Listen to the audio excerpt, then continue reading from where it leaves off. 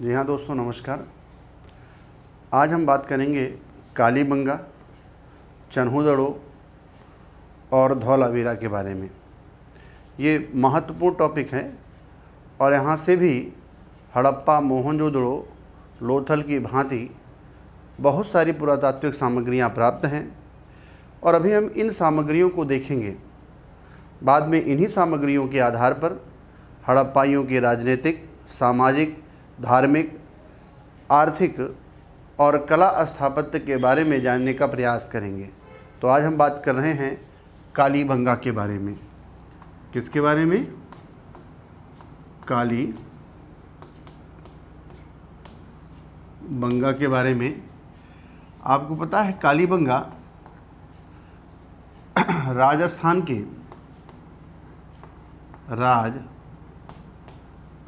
के गंगानगर, हनुमानगढ़ भी बोलते हैं लोग आज के संदर्भ में, तो राजस्थान के गंगानगर जिले में सरस्वती नदी के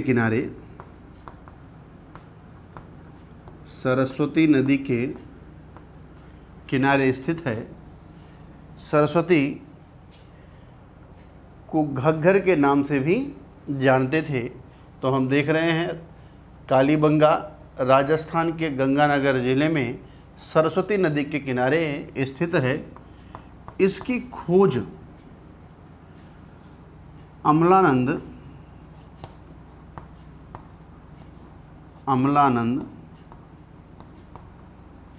घोष ने की थी। किसने की थी?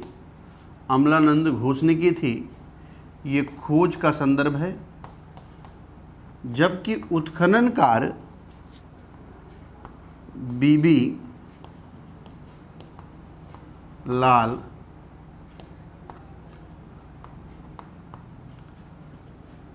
और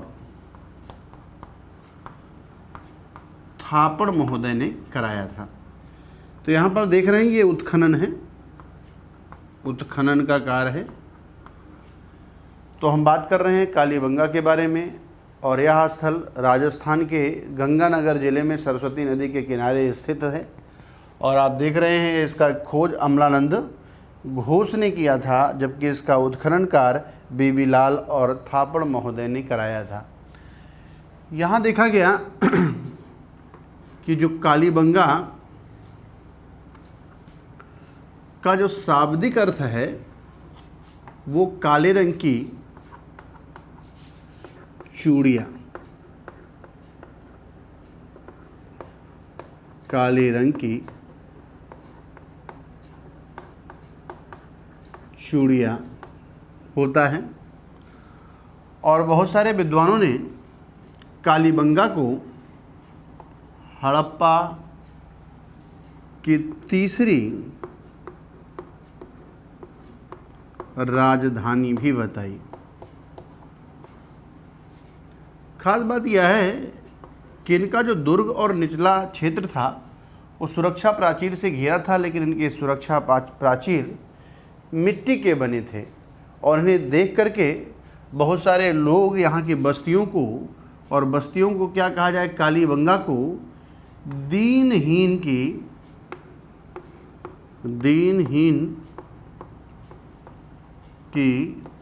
बस्ती भी कहा है।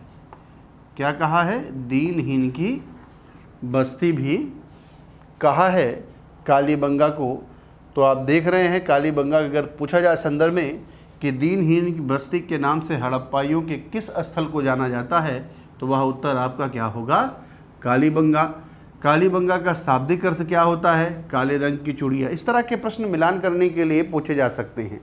जैसे आप देख चुके हैं मोहनजोदड़ो का शाब्दिक अर्थ मृतकों का टीला, कालीबंगा का आप देख रहे हैं काले रंग की चूड़ियाँ, ऐसे धौलावीरा का सफ़ेद कुआं। तो एक तरफ इनसे जुड़ी हुई बातों को रख करके और इन स्थल का रख करके आपस में मिलान करने के लिए आपसे वो कह सकते हैं। तो यहाँ पर हम देख रहे हैं।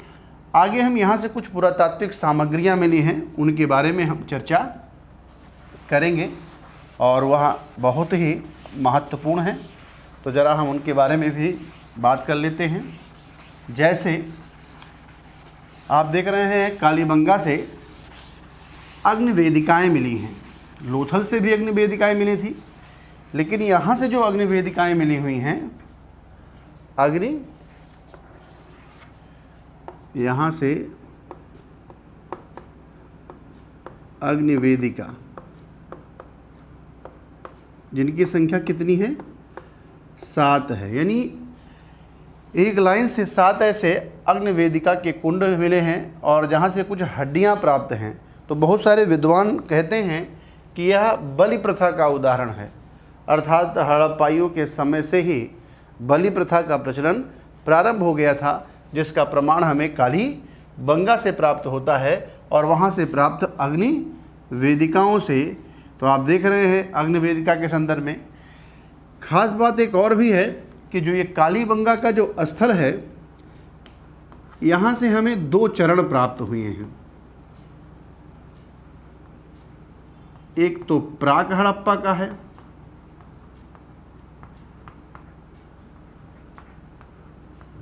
और एक विकसित हड़प्पा का है।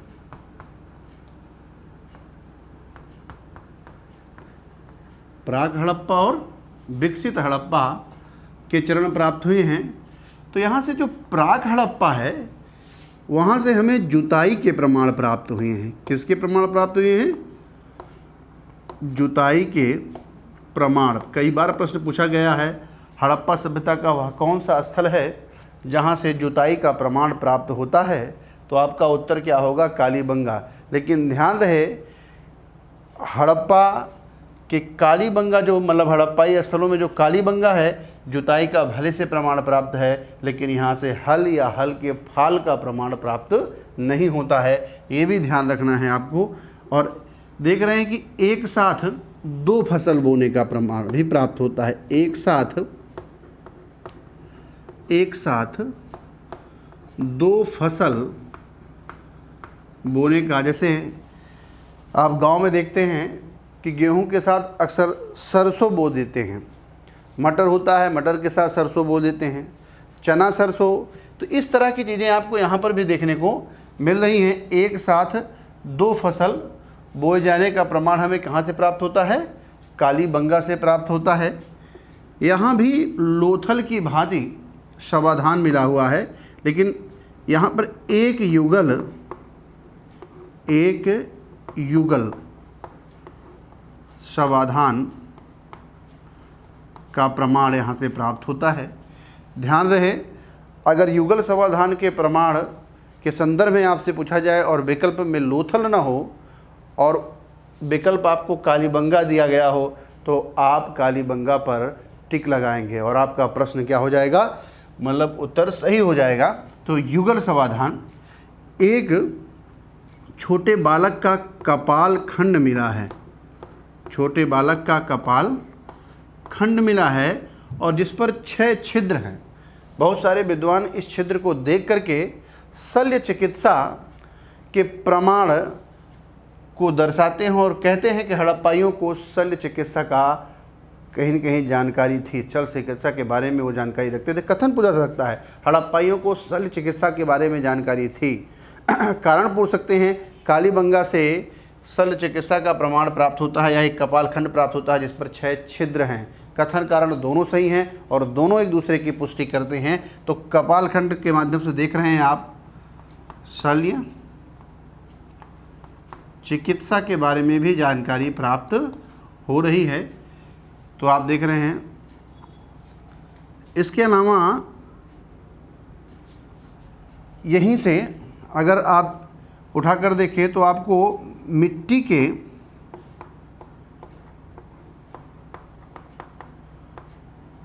सुंदर बर्तन प्राप्त हो रहे हैं। तो यह भी अपने आप में एक महत्वपूर्ण है। और इसके अलावा कुछ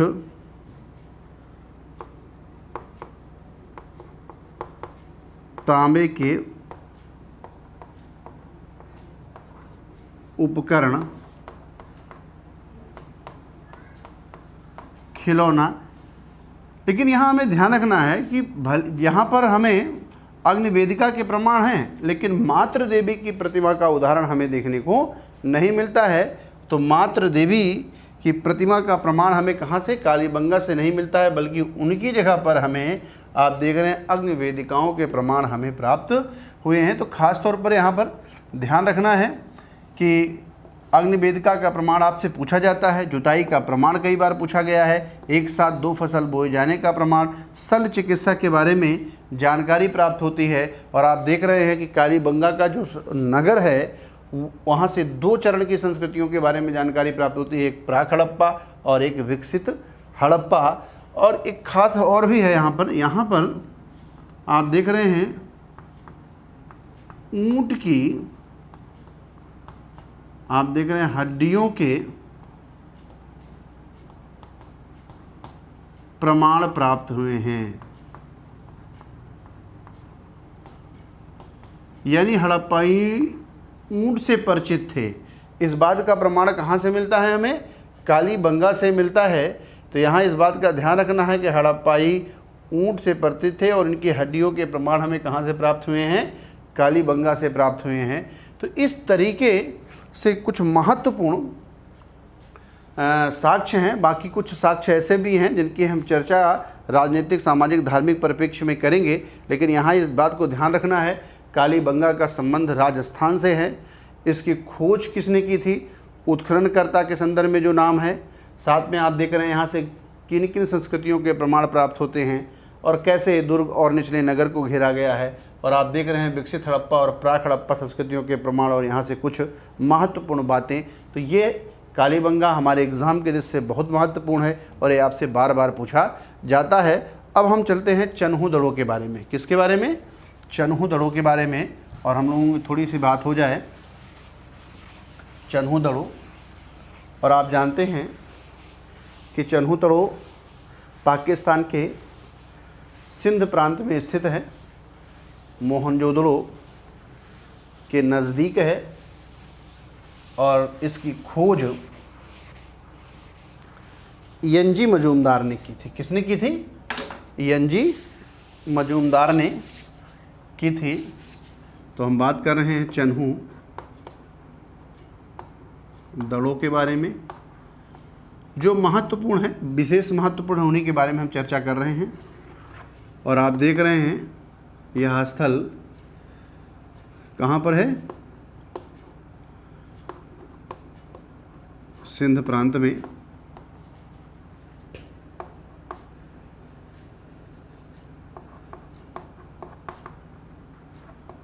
सिंधु नदी के किनारे ये महत्वपूर्ण है। और देख रहे हैं इसकी खोज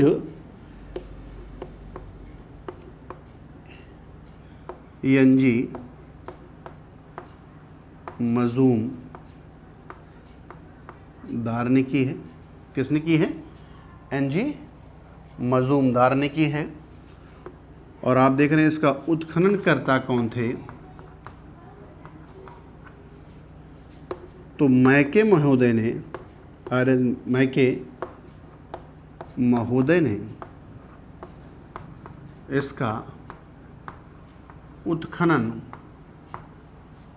कार्य कराया। तो चन्हू दड़ो आप देख रहे हैं सिंधु नदी के किनारे स्थित है। और आप देख रहे हैं एन.जी. मजूमदार ने इसकी खोज की, जबकि उत्खनन का कार्य किसने कराया, मैके महोदय ने। और ख़ास बात यहाँ है कि यहाँ पर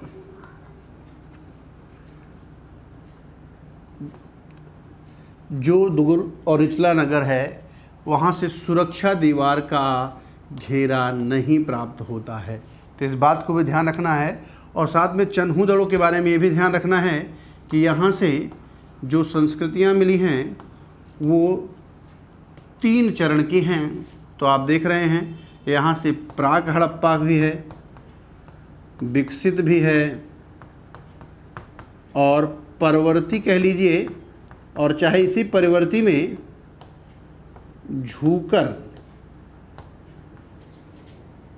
झाकर संस्कृत के प्रमाण प्राप्त हुए हैं। तो झूकर और झाकर संस्कृत के प्रमाण कहाँ से प्राप्त हुए हैं, चन्हू दड़ों से। तो यहाँ से कई बातें निकल कर के आ रही हैं कि चन्हू दड़ों में दुर्ग और निचला क्षेत्र जो है उसे घेरा नहीं गया है। खास बात क्या है कि चन्हू दड़ों से हमें 3 चरण की संस्कृतियों के बारे में जानकारी प्राप्त होती है, प्राक हड़प्पा, विकसित हड़प्पा और परवर्ती के संदर्भ में यहाँ पर देखा जाए कि झूकर झाकर संस्कृति के प्रमाण प्राप्त होते हैं। हड़प्पाइयों के बाद देखा जाए इस स्थल पर जिस संस्कृति के लोगों ने अपना आवास बनाया वो झूकर झाकर संस्कृति के लोग थे और इसका प्रमाण हमें चन्हु से प्राप्त होता है। दूसरी महत्वपूर्ण बात है, चन्हु से मुझे सुरक्षा प्राचीर के प्रमाण प्राप्त नहीं होते हैं। और तीसरा महत्वपूर्ण है कि इसका जो खोजकर्ता अलग थे और उत्खननकर्ता अलग थे, इन्हें भी आपको ध्यान में रखना है। आगे आप देख रहे हैं चन्हु से वक्राकार ईंट के प्रमाण प्राप्त हुए हैं। और ख़ास बात एक और भी है कि यहाँ पर देख रहे हैं ईंट का जो प्रमाण है, एक ईंट है उस पर एक कुत्ता बिल्ली का पीछा कर रहा है और उसके पंजे का निशान प्राप्त हुआ है। यानी आप देख रहे हैं बिल्ली का पीछा करते हुए कुत्ते के पंजे का निशान कहाँ से प्राप्त हो रहा है? चन्हु से प्राप्त हो रहा है। तो ये बहुत ही इम्पोर्टेंट है। आगे आप देख रहे हैं यहाँ से हमें सौंदर्य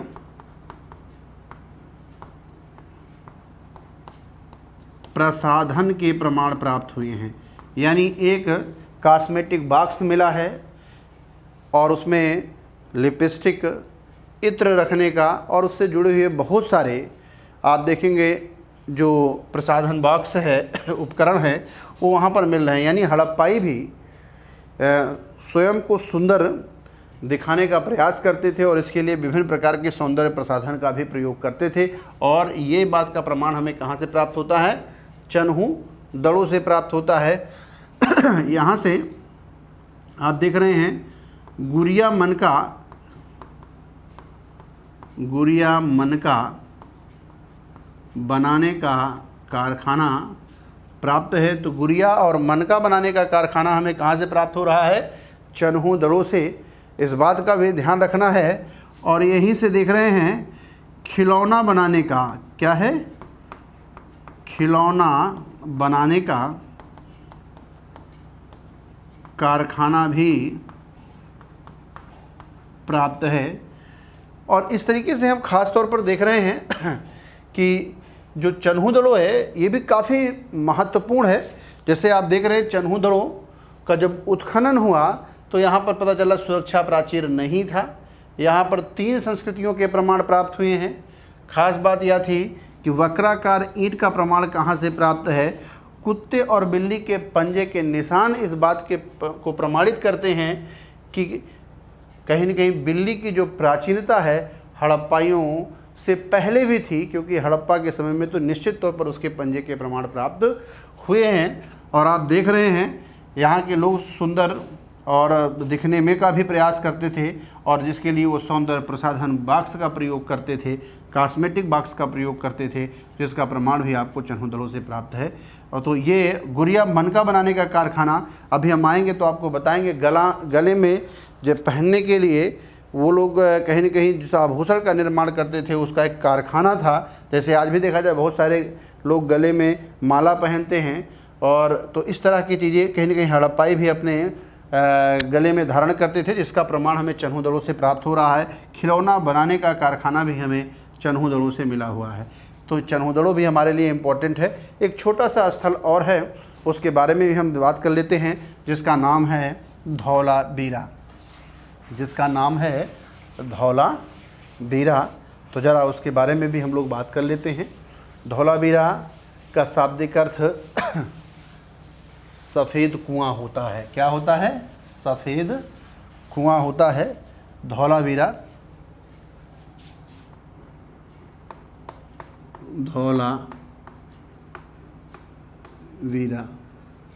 और आपको पता है कि यह स्थल गुजरात के कच्छ में स्थित है और इसकी जो खोज है उसे जेपी जोशी ने किया था, लेकिन उत्खनन का कार्य R.S. विष्ट ने कराया था। तो किसने कराया था? यह प्रश्न पूछा गया है आपसे R.S. विष्ट, इसलिए हम इस पर बार बार जोर दे रहे हैं। धौलावीरा का संबंध भी गुजरात से है, इसे भी आप जानते रहें।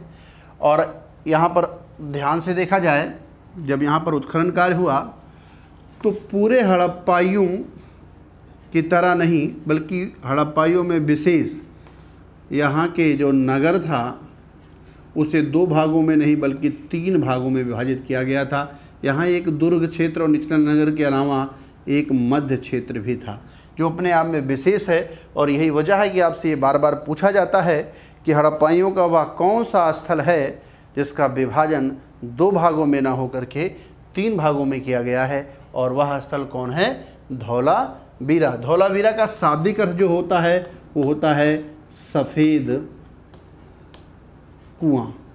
क्या होता है? सफ़ेद कुआं होता है।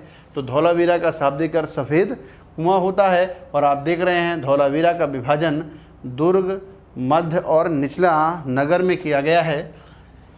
यहाँ से कुछ खास प्रमाण भी प्राप्त हुए हैं। जैसे हम बात करें धौलावीरा से, तो धौलावीरा में 16